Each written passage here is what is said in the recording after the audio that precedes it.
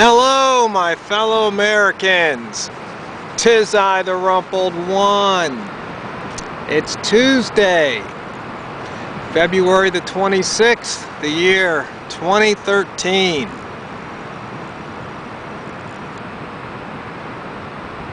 What should we talk about? Well, I guess Obama is talking about the sequester and how it's going to affect Americans and how we're going to have to make these tough choices all because of this sequester. Funny thing is that he's blaming the Republicans for it, but he's the one that asked for it in the first place.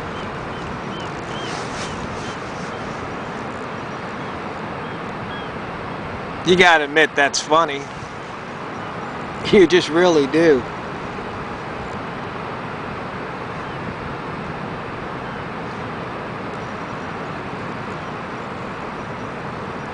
When is he going to assume and take responsibility? When is he going to lead? When is he going to govern instead of campaign?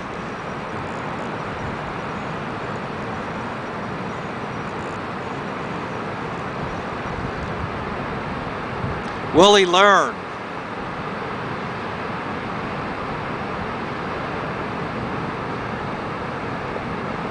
I don't think so. He doesn't have any reason to.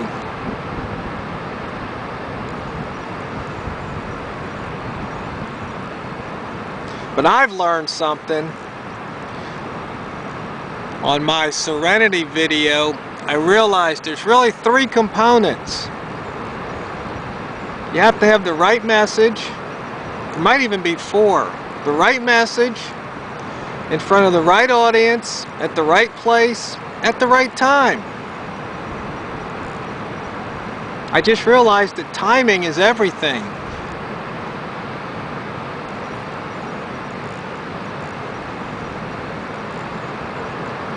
You have the right message, but if you're in front of the wrong audience, it's just not going to work. And that's the one thing that's really smacked me upside the head in 2013. It's the right audience.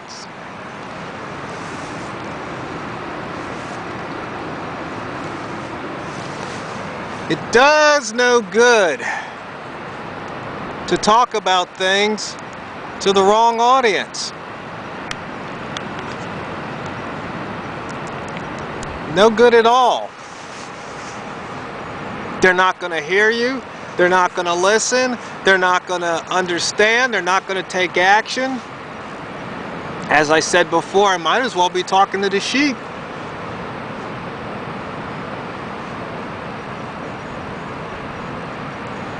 The right audience. You know, and in the right place. At the right time, because sometimes it's just not the right time or place to be delivering your message.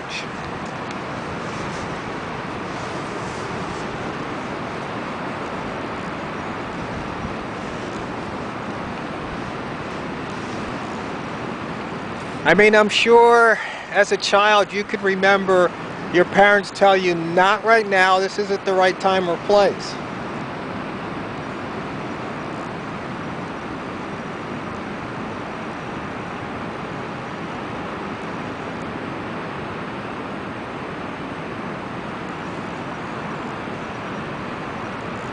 So when I talk about things such as the freedom equation,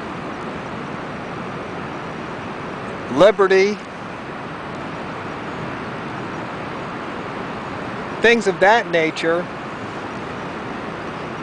I have to find the right audience.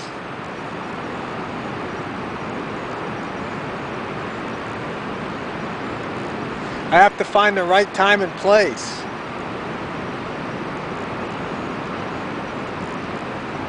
And I have to make sure the message is right. I have to make sure I explain it in a way they can understand it.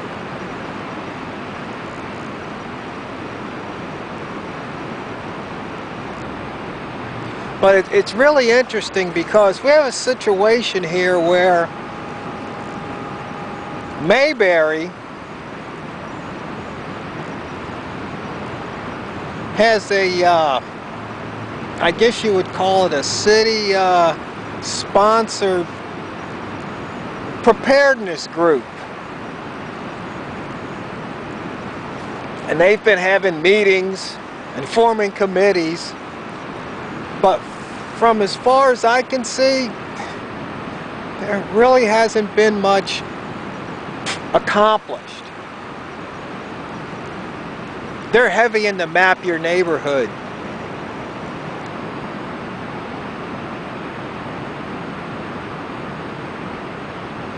But the little prepper group that I started about the same time that they started their group, at least that's when we started actually having a meeting, our meetings have taught people things. We've talked about bug out bags.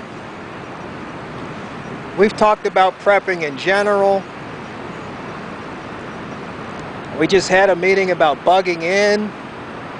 Our next meeting is going to be about canning. We have people from the university coming in that give demos and talks. And we did all this without committees, without agendas, without policies and procedures.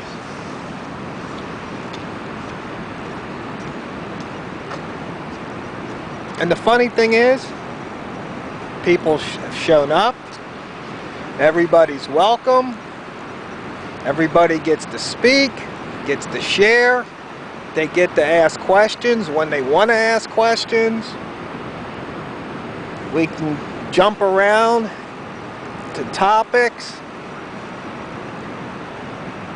Everybody's made to feel welcome. They get to meet like-minded people. But see, that doesn't happen at the Mayberry meetings.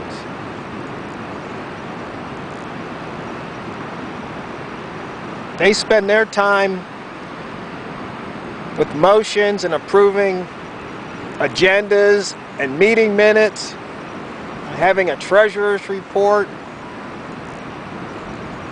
But their mission is to empower the people of Mayberry so that they can be prepared for whatever disaster may befall them. I mean, look at this ocean. We get a tsunami.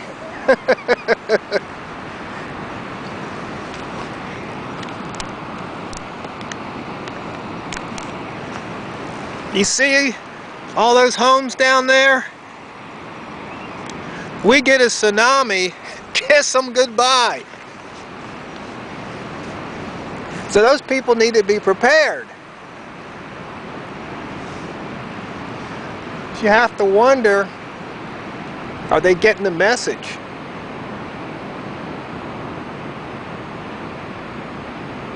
Have they been included from the Mayberry Prepares? I had what I thought was a really great idea.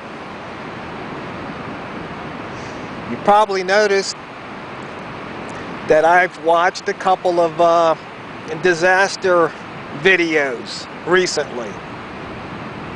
And I've watched some in the past. I love those type of videos, those movies. That genre of film. End of the world. Well, I thought it'd be a really great idea if once a month we had a disaster movie night. Well, we all get together, we watch a disaster movie. Then after the movie we can talk about it. What they did wrong, what they should have done, what they did right, what we learned from it. Well, they kind of liked the idea when I presented it to them. But of course, there's a lot of, well, we got to look into this and look into that. Now, I'm no lawyer, but if the library has a movie and I can check it out, the next guy can check it out, and 98 other people can check it out, it's 100 people watching that movie. Well, what's the difference if it gets checked out 100 times and 100 people watch it, or if it gets checked out one time and 100 people watch it? if it's free. They're talking about some type of copyright restrictions or laws. Doesn't make any sense to me, but what do I know? I'm just a guy with the library card.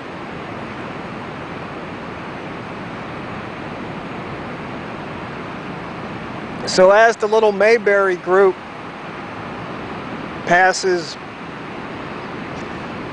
motions or makes motions and has them passed or whatever, our prepper group's just growing in numbers, and we're having meetings where people actually learn something, maybe even get some hands-on experience, actually talk to each other.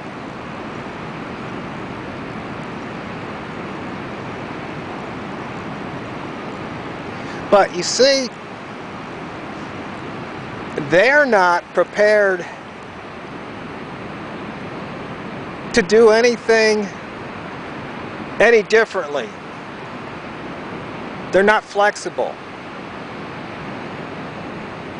They only know one way of doing it, the government way. But fellow preppers, let's just be honest. When the stuff hits the fan, like in Katrina and Sandy, the government's just a disaster within a disaster.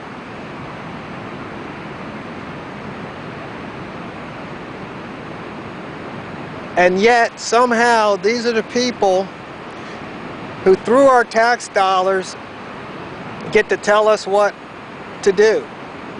They take our tax dollars, they buy the equipment, they make the laws, the rules, they pick the people who's going to be in charge. And if they have to, they will use guns to enforce or impose their will upon us. Now, I'm not saying they're always wrong or they don't do anything right, but overall, we know government's just this big behemoth that moves so slowly, can't seem to just use common sense, but when they want something, they can move at the speed of light and just ram it right down we the people's throats. Like Obamacare.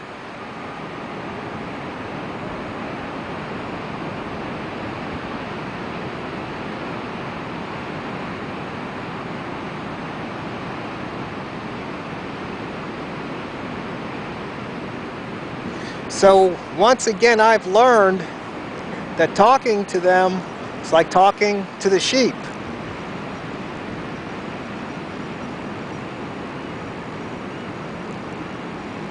And my efforts will be met with resistance.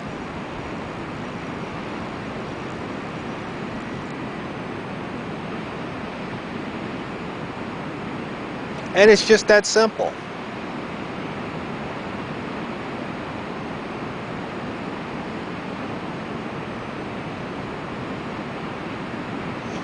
And that they can only see things from their standpoint. Yet they accuse me of only being able to see things from my standpoint. They want to impose their will.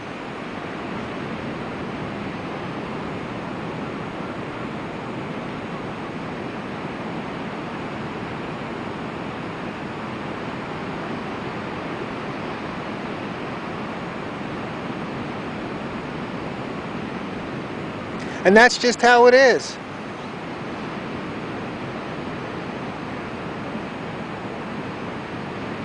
The same people get elected year in, year out. You even see the same names and faces for decades.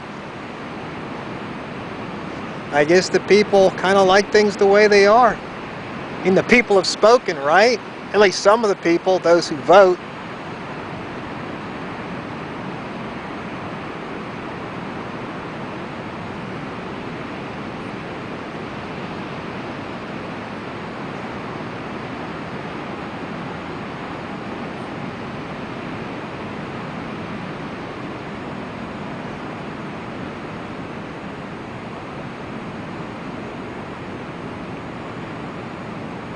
But they put together these little government groups and committees and associations and councils and boards. And what I'm learning is that a lot of it's about money. If we put together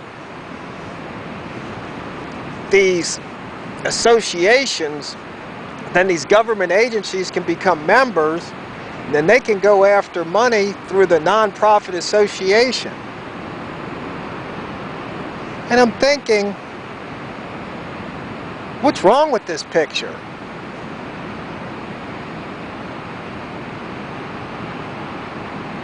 Why would a government agency have to be part of an association that's a nonprofit to receive grants? Maybe somebody out there can answer that question. Of course it has the appearance of doing good for the community,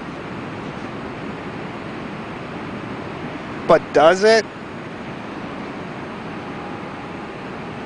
I mean, I think I've already made a video about all the do-gooders, all the foundations out there for saving this and preventing that and helping those and helping others.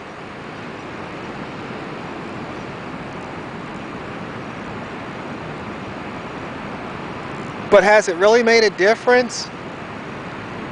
I mean, back in President Johnson's days, the war on poverty. Well, we've got more people who are impoverished today. Back then we were spending tens of billions, now we're spending hundreds of billions on poverty. Where's all that money going?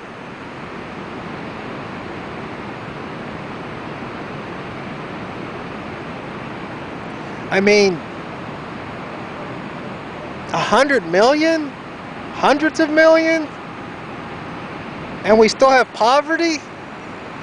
Somebody's skimming off the top.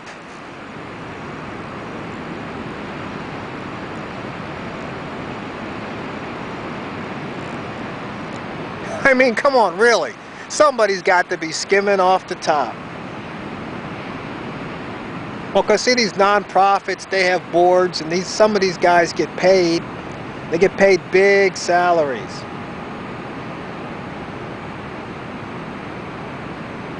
Millions of dollars.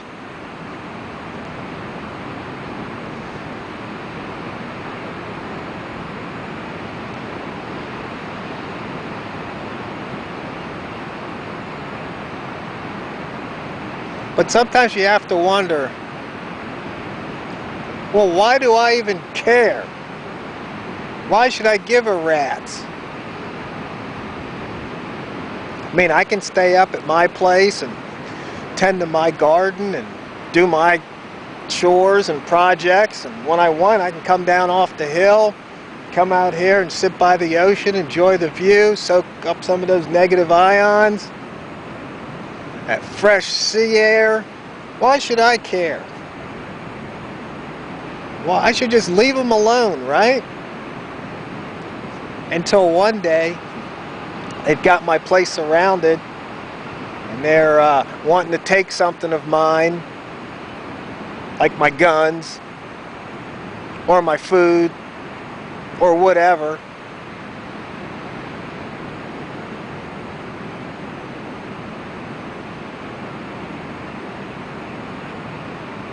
You see, we the people need to be like these waves, relentless.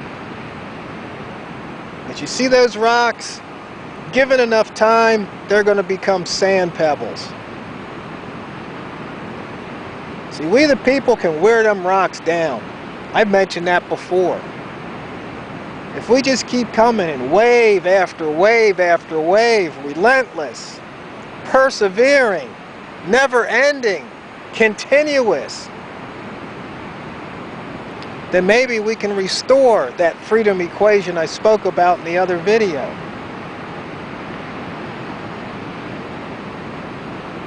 Because the only real issue here is liberty and freedom versus tyranny and slavery. Because once again, if you have to obey any law imposed upon you by somebody else, you're not free. If you don't get to keep everything you earn, you're not free. If what is yours is not yours, unless you pay a tax on it, you're not free.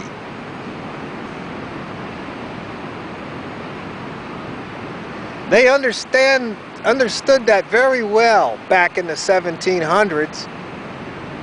Make no mistake about it, they understood it. But here in the year 2013, our elected officials don't have a clue. And that's why, my fellow Americans, we the people need to wake up and smell the tyranny.